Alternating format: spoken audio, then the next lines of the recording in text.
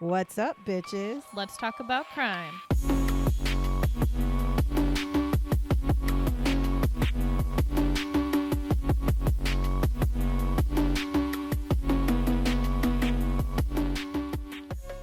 What's up, bitches? If you're here and you just left or just heard part 1 of Jeffrey MacDonald, you're in the right place. If you have not listened to Jeffrey MacDonald part 1, stop and go and look for Jeffrey MacDonald part 1 because this is part 2 and you'll be completely lost if you start with this episode. So, as promised, I'm going to pick right back up where we left off. I'm sure most of you are listening to this back to back, but I will just real quick give you a rundown. We just talked about Colette was just found on the floor of her bedroom and she had been badly beaten. She had been stabbed 21 times in the chest with an ice pick, 16 times in the neck and chest with a knife, and her trachea had been severed in 2 places. And she was, there was a bloody, torn up and bloody pajama top that was draped over her body, and there was a paring knife next to it. So this is where we left off. So when they go in, after they see Colette, they are seeing Jeffrey's next to Colette. Okay, so it's not just Colette on the ground, but Jeffrey's next to Colette. And he's actually laying face down. He is alive, but he is wounded. And he's laying with like his head like next to her, like right near her body. And, oh no, actually, I'm sorry. His head is on her chest and he has one arm like around her neck. Like he's like cuddling her kind of. Like he's trying to like hold her while she dies. She's died. Yeah. Like now when the military police go to check on him, he actually whispers to them, check my kids. I heard my kids crying. So that's what he tells them. So they actually leave him there. Some of them leave him there. Others don't. And they start looking for his children. So before I continue, you've already heard the injuries that Colette has. I'm going to give a fair warning that the next set of injuries that I'm talking about are literally to a 5 and 2-year-old children. And they're fucking brutal. So I apologize in advance, but I think it's important that you hear because this story is so much more in depth than you guys even know yet. But if you don't want to hear it, just skip a couple minutes and you'll skip the injuries on the children.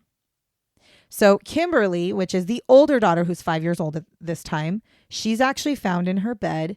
She had been repeatedly beaten all over her body, including her head. She had been stabbed in the neck with a knife 8 to 10 times. She was laying on her left side and her skull had actually been fractured. Now it was noted that the wounds that Kimberly's head had received, so that the whatever caused her fractured skull, they would have been enough for it to bruise her brain, send her into a coma, and she would have died soon after that anyways. So her, whatever was the initial blow to her head would have killed her. So stabbing her and stuff like was just extra, I guess, because there's like, you know. Well, you can only hope that's the order that it went in. I mean, yeah.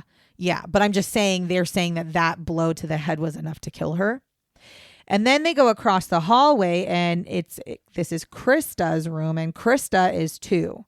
And Krista is also found in her bed. She's lying on her left side as well. And she has a baby bottle near her mouth. So she's, because she's little. And she was stabbed 33 times in the neck, chest, hands, and back. On a fucking 2-year-old. Oh, but that's not all. She was also stabbed 15 times with an ice pick. So when you do the math on that, she was stabbed almost 50 times. A 2-year-old. Now, on the headboard of the McDonald's bed was the word pig in all capital letters, and it was written in blood. And it was discovered later that the blood was actually Colette's blood. So the word pig was on the wall. Now, Jeffrey is taken to the Womack Army Medical Center because he's the only one alive and he's injured. And this is where they discover that his wounds are so much less in number and severity than the girls. So they actually showed red flag. He had suffered cuts and bruises and fingernail scratches to his face and his chest, but none of the wounds were life-threatening or even required stitches. Yeah, because you're not going to be able to stab yourself that many times. Now, it's also found that he has a mild concussion and that he did have one stab wound. So he was only stabbed one time. And that stab wound was actually between 2 ribs on his right torso. And it was actually described by the medical staff at Womack Medical Center to be a clean, sharp, small incision that measured 5/8 of an inch deep. And actually, because of how deep it was, which 5/8 of an inch is not that deep, but where he had been stabbed, it actually caused his lung to partially collapse. Now, Jeffrey was released from the hospital 9 days after this incident. And the police obviously are investigating this because this is fucking brutal. And they're trying to figure out, honestly, how in the fuck somebody came onto a base and murdered a family like that. Now, Jeffrey says he tells them that he had done the dishes at 2 a.m. before he went to bed, and that he went into his bedroom where his wife and daughter had been sleeping. And he said that he discovered that his daughter had actually wet the bed. His 2-year-old daughter had wet the bed. And so he actually moves his 2-year-old daughter into her own room. And then he says, I didn't want to wake up my wife by changing the sheets, so I decided to just go sleep on the couch. He says that he is woken up by his wife and daughter screaming for help at like 3 o'clock in the morning. And he claims that when he got up to go run to help them, he was jumped by 3 men in his living room, 2 white men and 1 black man. He then also describes that there was a 4th person in the room, and she was a white female with blonde hair that he thought was a wig, and she was wearing high-heeled boots and a white floppy hat that partially covered her face. And he said that she was standing nearby watching these men beat the shit out of him while holding a candle and saying, "Acid is groovy, kill the pigs." Okay, so this is what he tells them. I'm sorry, I don't believe a damn word but hold on. saying. I'm going to tell you right now, it was believable for then. And this is kind of jumping a little bit, but let me preface this. Well, I'm sure time frame, yeah, but like... Okay, I don't know. You're not as much as into serial killers as I am, or true crime. But when I was reading this, I was like, that's so weird. This sounds literally like identical to like the Manson family murders. So this was the same time frame as the Manson family murders. Ironic. The Manson family murders also wrote on the wall with blood, and they were very much into acid and all this kind of stuff. No, I know that. So for the time frame, it's not unbelievable because they literally just had the Manson family murder. So in their mind, they're like, oh, this could definitely happen. Now, what he claims is that the men that were in the room trying to fight him, he claims that they were attacking him with a club type of item, like a club, and an ice pick. So this is what he tells them. And he said that the female kept yelling, hit him again, every time they'd hit him. He says that during the struggle, his pajama shirt ends up getting pulled over his head, and he actually kind of like wraps it up around his hands, and he's using it almost as a shield. Like every time they try to hit him with the ice pick or like the club thing, he would like block it because now he's got his hands his hands are wrapped up inside of this shirt, but he's also able to basically distance his body from them. So this is his explanation as to why he didn't get stabbed so many times. Because he had this shirt that was, was protecting him basically. And he said that he actually does at some point, he gets knocked unconscious by whatever the club was that they were using. He said that when he woke up, the intruders were gone. And as soon as he realized they were gone, he jumped up and he ran into all 3 bedrooms trying to resuscitate his girls and trying to find his wife. He said he goes into his daughter's room and neither one of them are alive, but he did try CPR on both of them. He said he then goes in to see if Colette is okay. And he said that when he got in there, she's lying on the ground and she has a paring knife sticking out of her chest. So he runs over, grabs the paring knife, takes it out of her body, throws it to the ground. Pause. Right then and there, you're hold the fuck on. You are supposed to be a doctor. Anybody, I work in vet med, people, and I know that you don't fucking pull things out of you leave that shit in there because currently it's blocking it from spewing blood. And also the 2 fucking girls, if you really tried CPR, the coroner will be able to say they have broken ribs from CPR because basically 9 times out of 10, almost 10 times out of 10, you break ribs. Especially on a child. You do it on fucking dogs and cats. You break ribs. You're funny. Your brother said the same thing. Listen, He's a doctor. Shouldn't he have kept that knife in there? Listen, friends, I went to college originally to be a trauma nurse for human medicine. I know at least some of my shit, and that shit's not fucking right, and don't blame it on the time frame, because anybody in their right mind fucking knows that. Continue. Okay. So He does this correctly. Okay. Now he says that he throws it on the floor. He takes his pajama shirt that's in his hand, basically, and lays it over the top of her. I don't know why. That's just what he does. Okay. If you're really going to do that, you pack the wound. No, I don't think he did it for that. I think it's because she was dead. Like he was like covering, because she had one breast showing. So I think he was trying, his claim was he was trying to cover her body, basically. Okay. This is when he says he phoned for help. So he sees this stuff, sees what's happening, and then he runs and gets help. Now, fairly quickly into the investigation, police start to realize that the evidence does not match what he's saying. Huh, shocker. So first of all, they do a search of the area for the individuals that he has described. Again, this is a military base that has extra security from military police. No one is found matching the description of the 4 people that showed up at his house. They do find right outside of the back door of his home a knife, an ice pick, and a 31-inch piece of lumber.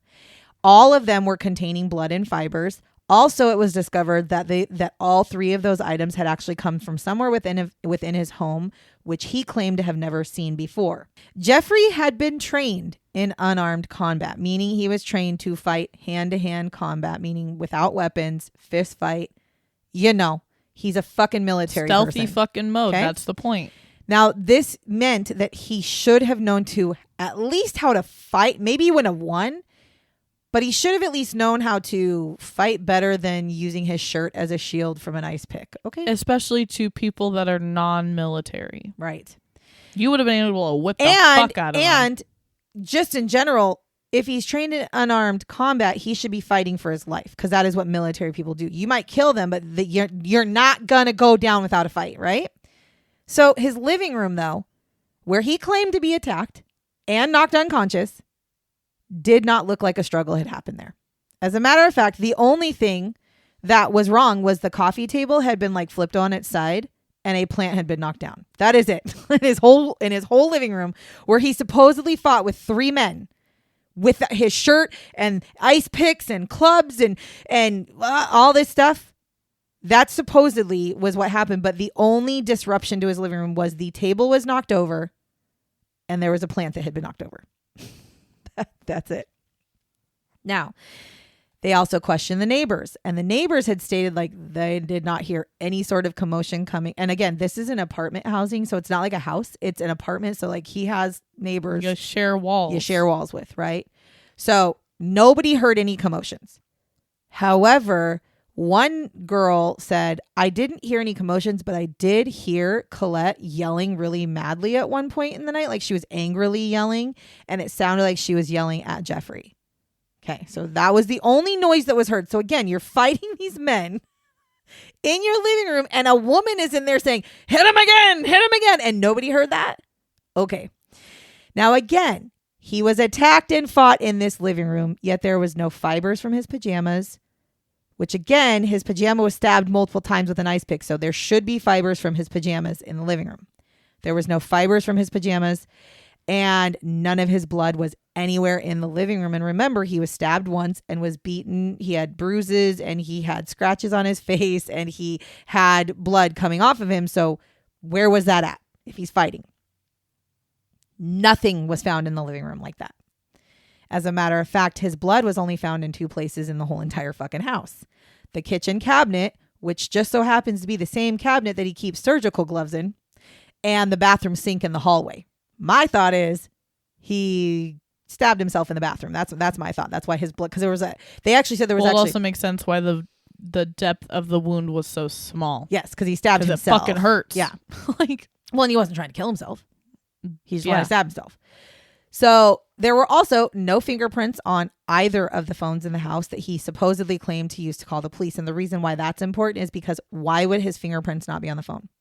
Okay. Because he had surgical gloves. Because he was wearing surgical gloves, right? That's the thing. He probably killed them, used the phone, whatever. Now, there were fibers from his pajama top, though, found under Colette's body. I don't know how they got there. And there were fibers from his pajama tops found in the bedrooms of both of his daughters, which the problem with this is he actually said that when he got up, he did not have his shirt on, and that he ran into his kids' rooms with no shirt on, and then he went and got his pajama top and put it on his wife later. So there should be no pajama fibers in either of his daughter's rooms because he wasn't in their rooms with his shirt on, according to him. That was according to his statement. Then there was also one fiber from his pajamas under Krista's fingernail. And there was a fragment of skin that was taken from under Colette's fingernail as well. But those fucking things were lost.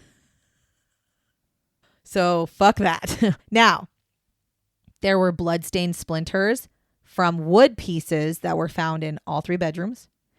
But not in the living room where he supposedly got cracked in the head enough to make him unconscious. Okay. And the tip of a bloodstained surgical glove was actually found behind the headboard in the MacDonald's bedroom. Because remember, somebody wrote pig in big letters. There was the tip of a glove with blood on it was found behind their headboard. Like it fell down there behind their headboard. And this glove happened to be the exact same gloves that Jeffrey kept in the kitchen. It had also been raining on February 16th and 17th, which, overnight, because this is when this happens.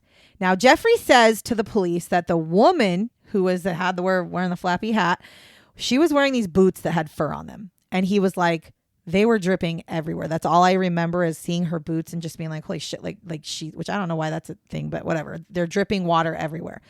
Which you would assume that if it's that mud or that wet and they came in through the back door, there's going to be footprints of some sort. Wet footprints, mud footprints, dirt footprints, whatever. Because even if you come off the grass, you're going to have stuff on your feet. Or fibers of the fibers of the fur, anything, right?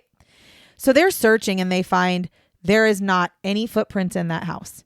The only footprint they actually find is one footprint. And it actually is a bloody bare footprint located in Krista's room, leading out of the room into the hallway. And it's just one bare footprint. So somebody with no shoes on was there. Now, Kimberly's blood was also found on Jeffrey's pajama top, which is pretty fucking hard to do if you didn't have your pajama top on at all when you were resuscitating your daughter or trying to. Now, it's also discovered that Colette's body had been found it was also discovered that Colette's blood had been found in Krista's bedroom as well. Now, it doesn't make sense because as the scene would suggest, all 3 were attacked in separate rooms, right? But Colette's blood is in Krista's room. Now, they took all this evidence and they went forensics. I mean, FBI, like all this kind of shit. They did what they call a forensic reconstruction of the crime. And then they basically pieced together all the evidence and then they put out like a statement of what they believe happened. So here's what they believe happened. They believe that a fight had happened between Jeffrey and Colette in their bedroom and then it turned physical. They actually believe that Colette either hit or threw like a hairbrush at Jeffrey, which hits him. And they say that because he had a mark on his like head that they couldn't explain what it was from. So that's what they think that was from. And then they think that he retaliated by punching her.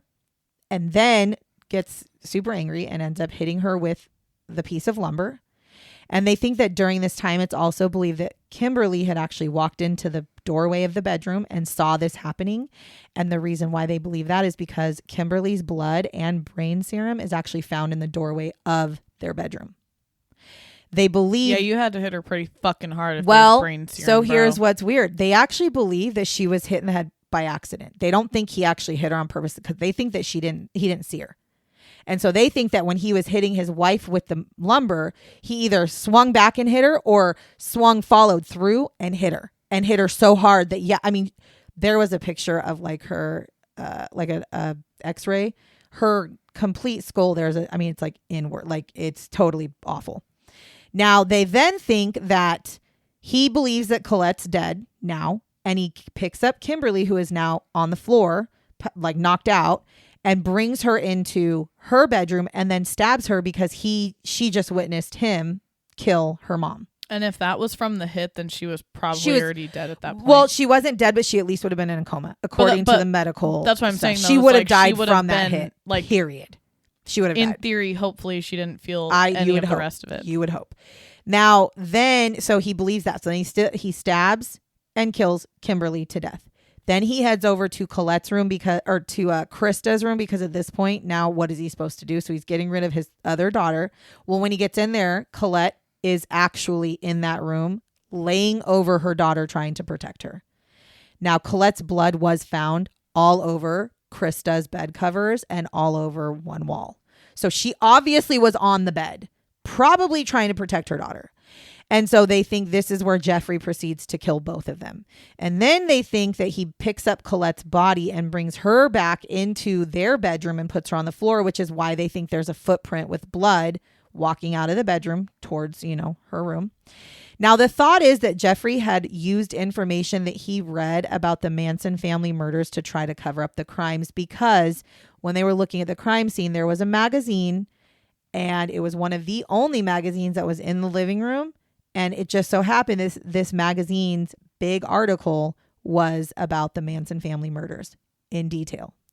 And so they think that he read that and had read that at some point.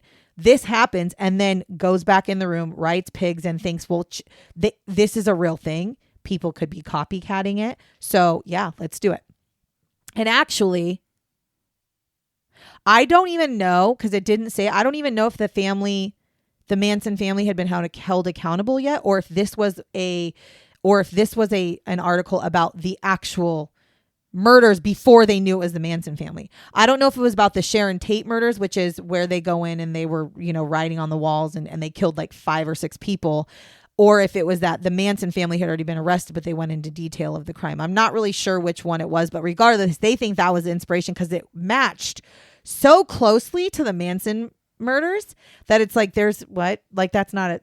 You're making it sound like every day people are doing this, but it wasn't like that. So then they think that he wiped down the weapons that he had used and then he put them out the back door. They then think that he grabbed a scalpel and went into the bathroom where he stabbed himself. Then he called the police. Then he went and laid next to his wife and waited for the police to arrive.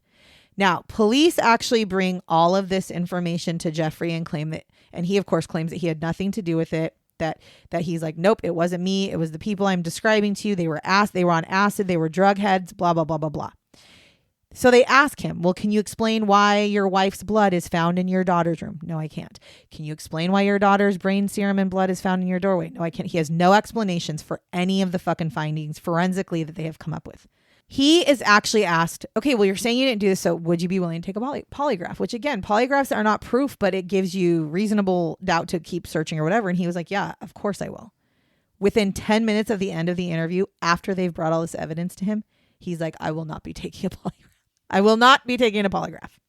Which I feel like, yes, polygraphs are not set in stone definitives, but just the simple, will you take one, and their reaction to it gives you kind of an idea. On April 6th, 1970, Jeffrey is actually relieved of his duties in the Army, and he is I fucking hope so. And he is put under a restriction pending further inquiries. Then on May 1st, 1970, he is formally charged with murdering his wife and his 2 daughters, to which he adamantly denied. And he even wrote a letter to Colette's parents claiming his innocence. And Colette's parents literally backed him up. They were like, they said he would never. He loved our daughter. This is not him. You guys are barking up the wrong tree. Now, Jeffrey, I mean, to be fair, listening to the backstory and everything like that, it does sound like it doesn't make sense. How, like, why? So Jeffrey's attorney actually says that the Army had actually destroyed evidence by not securing the crime scene properly. He also said that they had lost multiple vital pieces of evidence, and he also showed several examples of incompetence on the part of the Army. He said in particular they were claiming that he was claiming that an ambulance driver who was had stolen Jeffrey's wallet while at the scene. So literally an ambulance driver came in to assist and then stole his wallet, which I don't know if that ever came out as true or not. But then there were also some witnesses who testified on behalf of Jeffrey. Now, they're literally like, one of them said that he was on his way to the crime scene because he had been called in. He was like one of the military police. And he actually saw a blonde woman standing on the side of the road. And he said, and this blonde woman, she was weird because she was wearing like a big floppy hat and she had like blonde hair. And like, it was really weird because she kind of stood out, but I was on my way to a fucking crime scene, so I wasn't going to stop. So the one guy said that. Another one claimed that he actually is the one who knocked over the coffee table, which actually is not working in the favor of fucking Jeffrey. Because if you knocked over the table, you're telling me there was nothing messed up in that house? And then another one actually pointed out that they couldn't find any footprints in the house, which was true. But they said, but if it was raining and muddy, then why were there footprints of nobody that had gone in that house? Because it had been raining anyways. So like, of course you didn't find footprints. Nobody's footprints were in that house. But I'm sitting here going, but did they wear those socky things? Did they protect their feet? I don't know. I wasn't at the crime scene. So did they protect their feet if they thought it was a crime scene? I don't know. And there were a multitude of military police and ambulance drivers and stuff that went into this house. And so they're like, none of those footprints were found. So you can't use the no footprint thing as anything. Now, during the rest of this trial that he's in, this is a trial where they're trying to decide if he's going to be tried, right? Like this isn't like they have to bring evidence to basically say, yes, he should be tried. I don't know why, but that's what they were doing. Now, during the rest of this trial, Jeffrey had actually contradicted himself like multiple times. He would say things different than what he originally told the officers. So then on October 13th, 1970, it's actually recommended that the charges be dismissed due to lack of evidence. There had also been a report of a woman matching the description of one of the intruders, claiming that she had actually been involved in the murder with her boyfriend, but she doesn't remember the details. It was also recommended that not only do they not press charges or bring charges against Jeffrey, but that they actually further investigate this woman because she matches the description. Now, it just so happens that she claimed to have something to do with the murders, but then later she actually denied it and said she was coerced to admit it when she was brought in for questioning and that she had no idea who Jeffrey MacDonald was. So the charges were dismissed and Jeffrey ends up getting an honorable discharge from the fucking military. Okay. Now, it is important. Honorable my ass. It is important to note that during this time, Colette's parents were in full support of Jeffrey. They actually felt he had nothing to do with the murders. However, they begin to grow suspicious because Jeffrey refuses to give them the transcripts from that trial. Because it's a military trial, they were not allowed to be there. It was all military, right?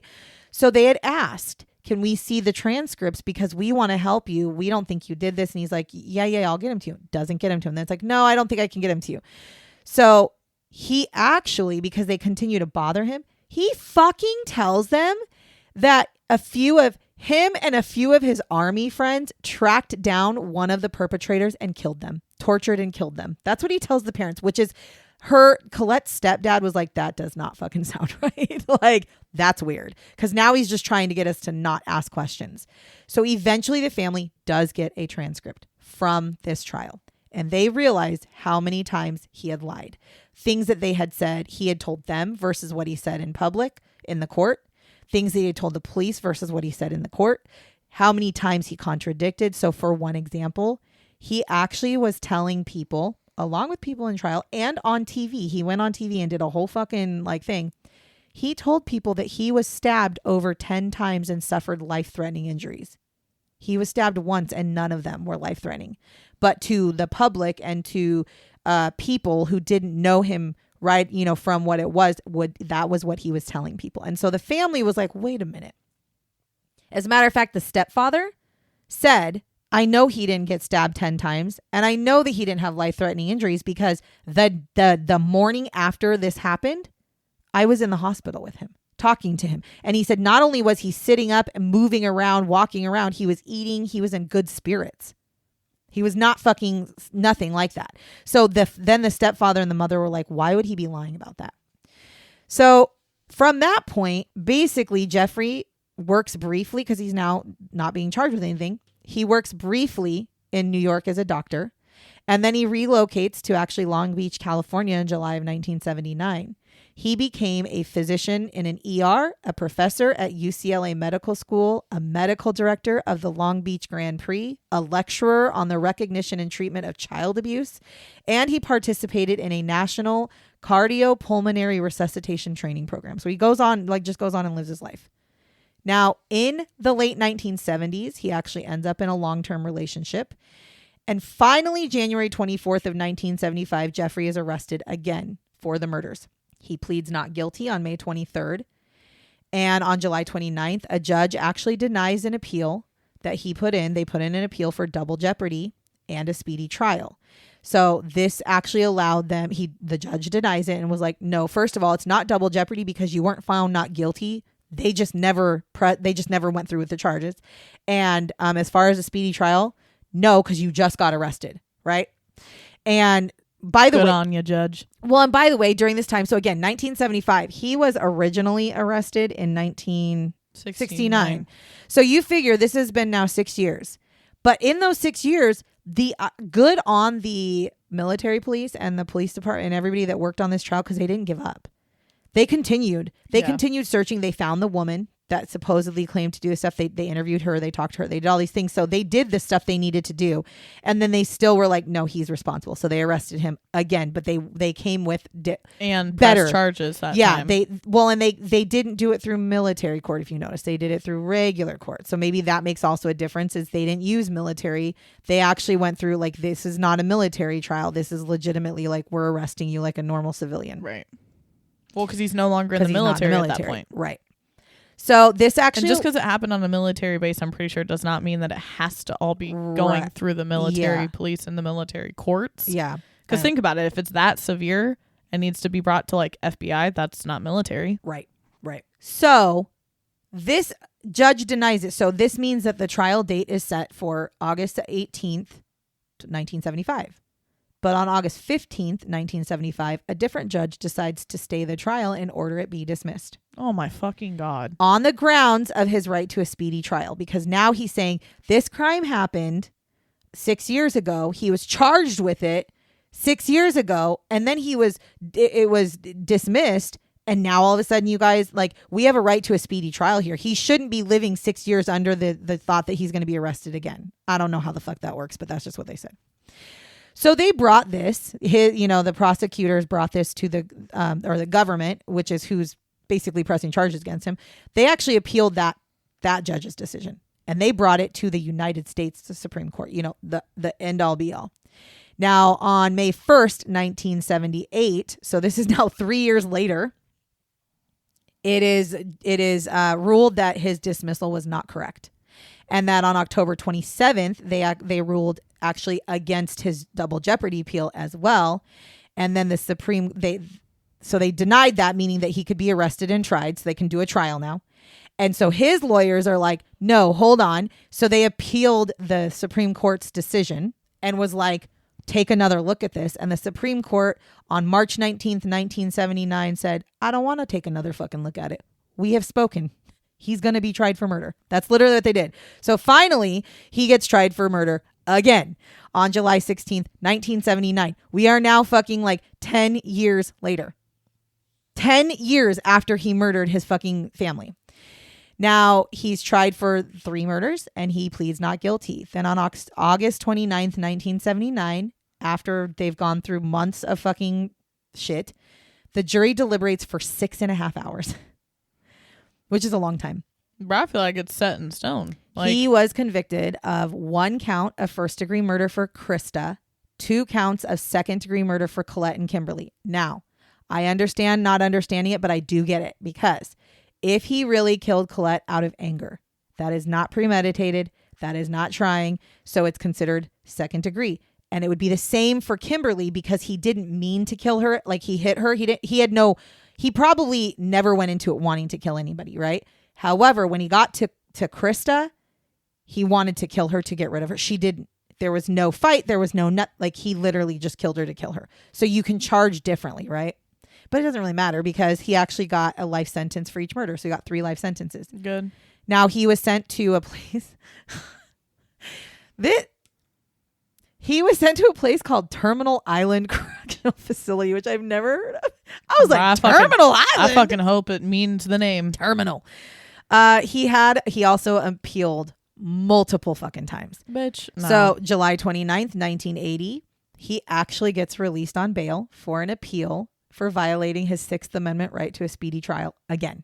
So now they come out and say, first of all, he was arrested in this. Okay, so he actually gets out on bail. Then on March 31st, 1982, so 2 years later, he is rearrested after the Supreme Court rules that his Sixth Amendment rights were not violated and that his original sentence was reinstated. What's wild to me is how long this shit takes. Because it hasn't even changed to nowadays. Like, no, it takes years. It takes years, which and is it's just crazy. So like it just doesn't make, like, if you have all the evidence, it just doesn't make sense to me. Yeah. And I get it. There's other shit out there. There's crimes happening 24/7, but it's just like crazy. I know. Especially these high trial ones. I'm like, how do you not just? It should be boom, boom, boom, boom. So he actually gets reinstated his three life sentences, and he's in jail. And while he's in jail, he actually appeals over 8 more times, and each one's for something different, violating this right, violating that right, and each one he got denied. Good. So as of April 2021. Jeffrey is, he actually tried to get what is called a compassionate release. So, and this is on the grounds that his health is bad. So what compassionate release is they had actually put in a law that if you are over 70 years old and you've served like 30 years or more, you could be released from prison if you're not doing well, if you're sick or whatever. So he applied for that and he actually was denied. And They said that he was actually denied because that law came into place and it only applies to crimes that were committed after a certain time, and his crime was committed before. Good. Now, of course, what does he do? He tries to appeal that denial, which is also dismissed. I'm curious how much money he has spent on his lawyers, because that is a lot of denials. No, I mean, he was a doctor. I know. He's probably just got some money. I don't know. Now, as it currently sits, Jeffrey MacDonald is serving time at the Federal Correctional Institute in Cumberland. He is currently 81 years old. Now, this one, Bro, I kind of want to go there and be like, yo, hear me out, motherfucker. This one is a doozy because at the end of the day, hold on, did you really just say doozy? I did say doozy. Okay, you made fun of me for saying doozy. Motorbike, but you say doozy? Because I'm also an adult. You just called yourself old. I know. I'm an adult as well, but. So here's the thing. The physical evidence, the forensics evidence says one thing. It says he most definitely was the one who killed. But there are so many multiple outliers to this whole story. And I didn't even give all of them, but I'm going to kind of give you a snippet right here. So the physical evidence does point to him in every way. However, there are multiple things that actually make me question if he is the one who killed his family. And I know that sounds weird, but I read through it. Like I said, there's a ton of fucking information. First of all, 2 people have actually come forward to claim that they were involved. 2 people. Both of them were not charged because they were drug addicts and had mental health problems. Okay. Now so that's first of all. So you've had the blonde lady who he fucking described to a T, came forward and said she was part of this murder with her boyfriend and 2 friends. That's what she says. Now she says that what she had said is she said that she can't really remember all the details because she was high, but she said that her and her boyfriend picked up 3 other friends. They stopped before they got to the military base. One of the friends got out, and then the 4 of them drove in. They drove to his house because they knew he was a doctor, and they demanded that he give them prescription for some drug. And when he wouldn't do it, they beat the shit out of him. Then it turned crazy. They ended up killing him. So this was what her version was, is what she says. It's hard to hear somebody say that when it matches literally to a T, almost to a T. Well, then she's dumb as fuck because no, you didn't kill him. No, she didn't kill him. She said they beat the shit out of him and then killed the family. That's what she said. Oh. The other part of it was, though, also is some of her description of what happened. So one of the things that they said is when she described it, it doesn't match his description of what happened, but it would explain the deaths and everything, but not the same way he said it happened. So there's that. Another thing was there was a claim that there were 2 strands of hair that were found in the home, and the hair was did not match any of the family members or any of the 4 members that Jeffrey claimed had assaulted them. So somehow, some way, 2 strands of hair ended up in the house, had nothing to do with anybody. Now, I will say that there was also his attorneys claimed that one of his daughters had hair in her hand, and it was blonde. And they were saying that it came from the blonde woman's wig. But when they tested it, it actually was his own daughter's hair. So there's that. So like I said, and the other thing is the 2 people who had actually said that they did it, one of them was the girl's boyfriend. He was literally on his deathbed. and did a deathbed confession to killing the family before he died. He said that he did it. He said that he did it with his friends and his girlfriend. Okay. So the evidence, though, really does point to him because of the fact that he wasn't stabbed as many times, and the fact that his injuries weren't that bad, and the fact that he's been lying all over the place about what happened. The fact that they found the piece of lumber that he had, that was used to bludgeon all of them. They kept saying like it has to come from his house because they found in his like laundry room, I think they said, like wood that matched it. But what they really found was when they were looking for evidence, they lifted up his daughter's bed and half of her bed slat was missing, and that was the half. So that piece of lumber came from his daughter's bed. Nobody's breaking into your house, lifting up your daughter's bed, sawing off a piece of the lumber to use it to kill you. They're not doing that. So like that doesn't make sense. The knife came from his knife set. The ice pick, I don't know where the ice pick came from, but they said it came from his house. So when you look at the forensics, it shows literally the forensics of it are he is really the only person that could have done it just based off of fingerprints, non-fingerprints, blood, where blood is and isn't. They also did in his trial, one of their claims was the prosecutors were like, because they kept saying, he used his shirt to protect himself from being, whatever, hit and stabbed. And they said the prosecutors had said, on the forensic side had said that's not possible because when you look at the shirt, the pajama shirt, the holes that were made from the ice pick are perfectly circular holes. And he said if he was... Okay, so I was thinking that this whole time, but I was like, oh, maybe, I don't know. No, so he said they are perfectly circular holes. And he's like, if he was using it as a way to protect himself, there'd be like a hole and ripped. They'd be jagged and ripped and blah, blah, blah. So then they had a different forensics person who came in on the defense side and said, no, we've tested this. And this is, no, we've done it. And it literally has perfect holes. So they reenacted it in the middle of the trial. So the guy, he has this forensic guy. He's holding his shirt. It's always funny when they have to reenact. I know.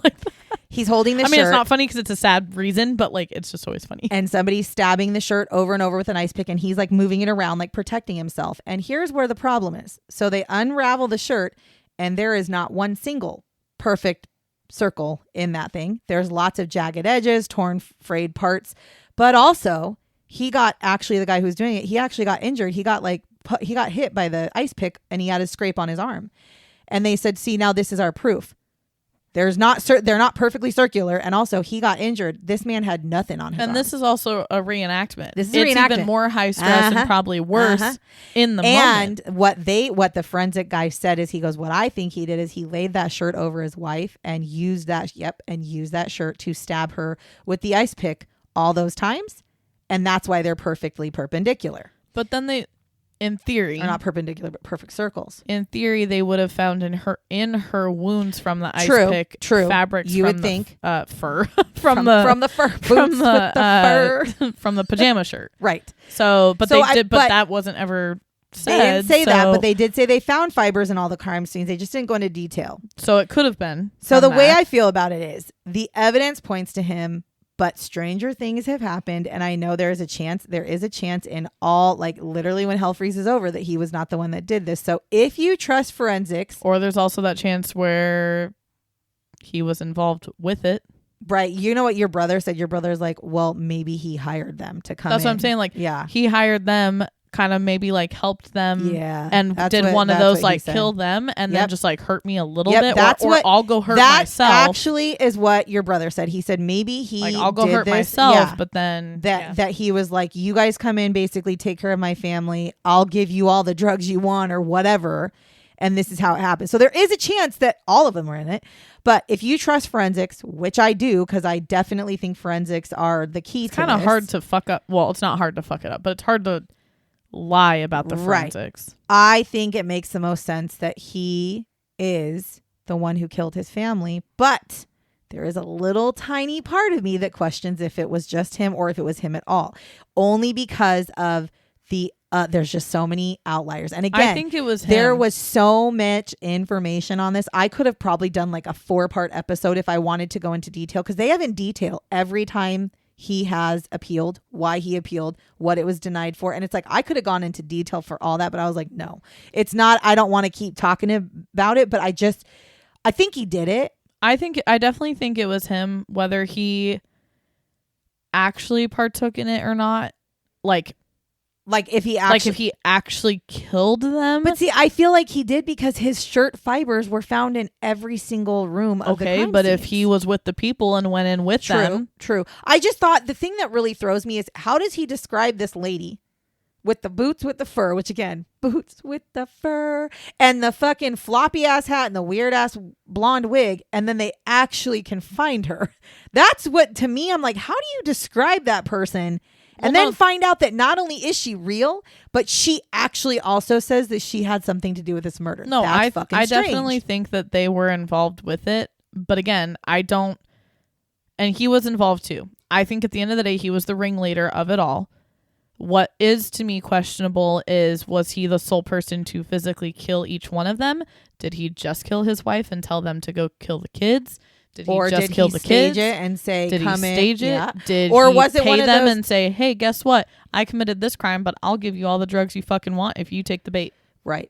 That's what I'm saying. Like there's just so much. Take the fall, I guess. But regardless, he is in jail, and I do think he most definitely had at least something to do with it. I do think that he killed his wife. I 100%. You never know. When he's on his deathbed, he might say some shit. He may have a deathbed confession. Although I'm not gonna lie, when I was reading it, it was very Chris Watts and Shanann to me, very much so. Fuck that guy. Because I mean, he didn't do that to them, but it's like it's a still fuck that person. guy. It's a person who literally killed his wife and then just killed his kids as well. It's like, how do you, like, if you want to kill your wife, I mean, don't kill your wife. But if you kill your significant, other because you're an asshole, okay, don't go fucking kill your kids too. Don't go kill your kids too. You just they're innocent. I mean, your wife is innocent too, but they're innocent ass children. And Chris Watts. Wait, so you're whoa. I was just thinking about this. So they only charged him for the 2 kids and the wife and not the unborn child. Well, they don't, because in pretty much every state, pregnant. But I thought for like Shanann's they did. Well, it depends on your state. It depends on your state. Well, and that's the other reason why it reminded me. But it sounded like she was pregnant a good amount. I mean, like a good time frame. It doesn't matter. In certain states, if your baby does not breathe air, it's not a baby. It's just the way it's just the way the law is. But that's the other reason why it made me think of Shanann and Chris, because it's like they had 2 daughters. She was pregnant with a boy. The only thing that was different is the fact that piece of shit person, I mean, they're both piece of shits, but Chris Watts, he fucking smothered his children as they cried for help. And I'm sure this happened the same thing. He didn't smother them. He fucking stabbed him to death. They were in the fucking car with their dead mom at their feet. Yeah. And crying to their dad. Yeah. Chris Watts, I hope you fucking... How do you? I just don't get it. But anyways, that's not who we're talking about. He is one of my most hated people. I don't know. This guy kind of right there, like this, Jeffrey MacDonald. But at least this guy's old as fucking almost dead. That's true. Chris Watts, I hope somebody fucking kills you. But what sucks really bad is that he's lived a whole ass life. And he lived a whole ass fucking life, like what, 10 years before he actually went to jail. Like, boo on you, dude. That sucks. Where at least Chris Watts, I mean, I know I read one article where Chris Watts got his ass whooped in jail, and I'm like, good for you, and I hope it happens all the time, bro. I hope whoever's in jail with Chris Watts beats the fuck out of him to where he's almost dead, and then lets him recover, and then beats him up until he's almost dead, and then lets him recover. I feel like, well, and I honestly, I think that's kind of what I think you should have a never-ending fucking cycle. I think that's what his life will be like if he gets put in Gen Pop, because I highly doubt he's in Gen Pop. Put him in Gen Pop. He'll die.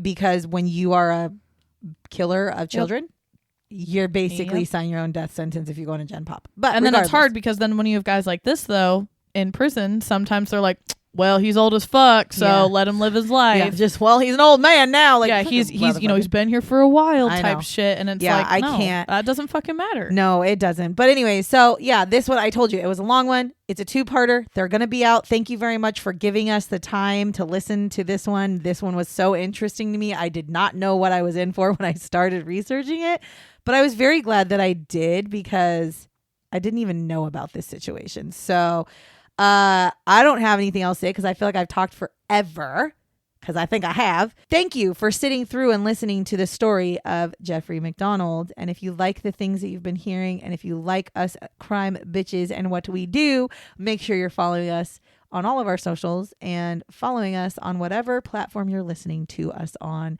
Other than that, I'm just going to get the fuck out of here and say catch you on the flip side, bitches. Bye, bitches.